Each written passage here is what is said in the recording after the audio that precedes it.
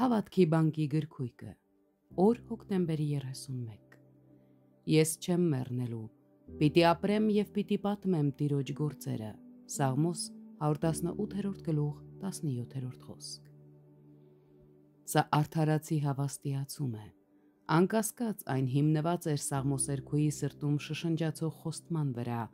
որից նա կառչեց և վայելեց.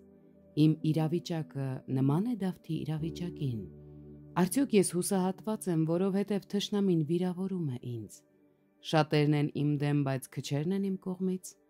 Արդյոք անհավատությունը ստիպում է ինձ պառկել և մեռնել հուսահատության մեջ, որպես պարտված, անարգված մարդ։ Արդյոք իմ թշնամիները սկսում են փորել իմ գերեզմանը։ Ինչ անել ապա։ Պետք է տրվեմ վախի շշուկներին, հրաժարվեմ պայքարից և միևնույն ժամանակ հրաժարվեմ ամեն հույսից։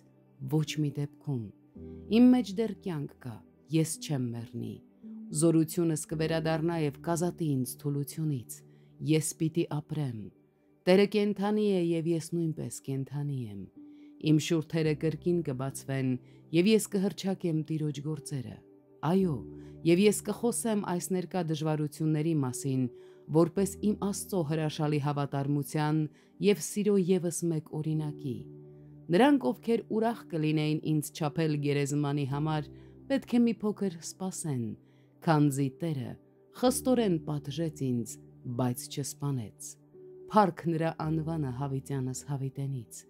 Ես անմահ եմ, մինչև իմ գործը չավարտվի, մինչև Տերը չցանկանա,